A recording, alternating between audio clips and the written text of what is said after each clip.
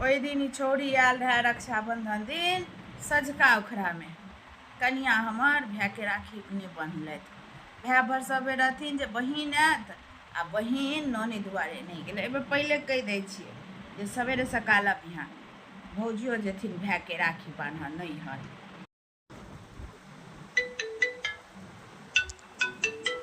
तो हमर माँ के फोने पक्का कहत रक्षाबंधन में आबे। एहि बेर बिना हम माँ से गहना लेने नहीं छोड़बै। हेलो माँ, गोर लागै छियो, ठीक छा तू सब? सोहागवती पुत्रवती रहे। हाँ ये तो सब ठीक छौ। कहलुए फुलकुमारी की जे रक्षाबंधन दिन सवेरे सकाल अभियान भौजियो जेथिन अपन भाय के राखी बान्हऽ नैहर। ओहि बेर तोरे दुआरे भौजी भाय के राखी नहीं बन्हलखिन। हम एहि बेर एबो रक्षाबंधन में एके शर्त पर, तू जे अपन कौशल्या में पहिना जमाना के दाई वाला ओते गहना सब छलो, सुईत पाइत कुंडल असरफी चौवन्नी अठन्नी सब जब मारते छो से तू आधा गहना अपन देभिए, तखने एहि बेर हम रक्षाबंधन में एबो। हेलो हेलो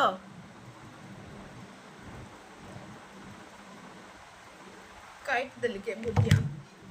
कहू तो भाय बहन के प्रेमक पाबनि छै। आ ई हर दिन का लोभिया रहिए गेलै, सब दिन का सनातनी के लोभी। आ ओकरा हमर जे रखला हवा गहना सब छै ताहिमे से गहना दिए तखन एतै, नहीं ये बात नहीं आ। जो की भेलन माँ, बड़ तमसायल बुझाइ छथि। ये कनिया की कहू, सब दिन का ई फुलकुमरिया लोभी के लोभिए रहि गेलै। एखन अहाँ संगे करता तो हमरा होता कि जे देखियो भाव जे बजलखिन, हम उठलिया कहलिया नीक जानि कऽ जे फोन कऽ दै छियै जे रक्षाबंधन दिन भोरका ओकरा सवेरे सकाल आबि जइया भाय के राखी बान्हि लिया, जे अहूँ अपन भाय के राखी बनऽ चलि जायब, बौआ लेने जायत। गे माई कहिया कि जे पर हम रक्षाबंधन में वो राखी बान्हि ले एके शर्त पर जे तोहर जे कौशल्या सब में गहना सब राखल छौ से गहना आधा आधा बाँट कऽ देबही। तो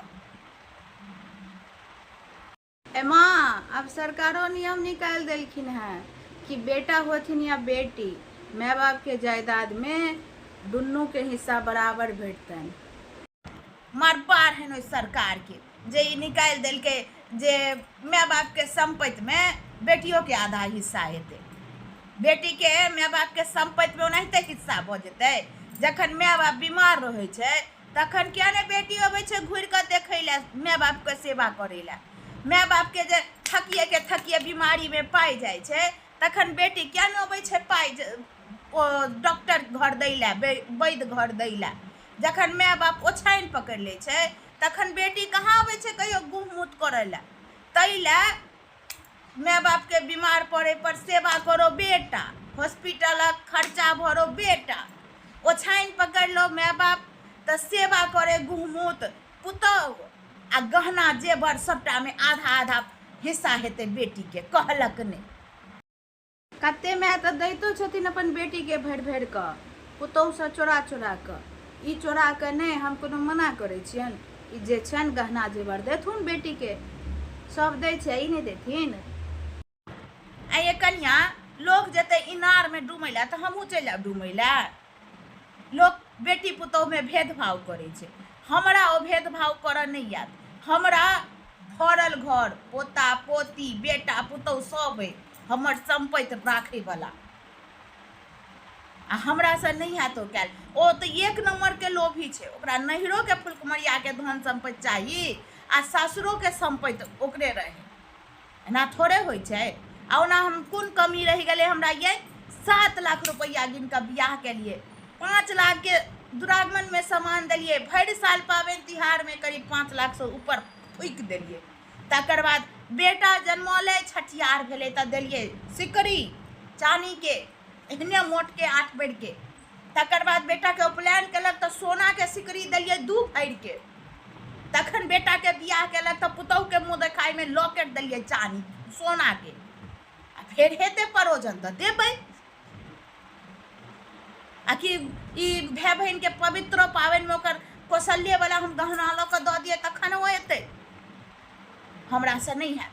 हम कह दिलिया जे आबे के छो त आ नहीं आबे के छो त रह अपन घर। एतका संपत्ति ला एतका लोग रखवार सब छे, ओ संपत्ति दोसर गाँव नहीं जेते रक्षा कराबे ला। ठीके कहलखिन है ई बात, और हम बहुत अपना आपके भाग्यशाली बुझे छी जे एखनका समय में एहन हमरा साउस भेटल छै जे सही के सही आ गलत के गलत कहे वाली। आ नहीं तो कते माय के देखे छियन पुतोह के मोजरो बात में चोरा नुका के बेटी के घर भरने रहे छथिन, चाहे बेटा के घर पर फर रहन चाहे नहीं रहन, ओइसे मतलब नहीं रहे छन, लेकिन बेटी के भरने रहे छथिन। हे भगवान, एहने हमर साउस के सदिखन नेचर देबन।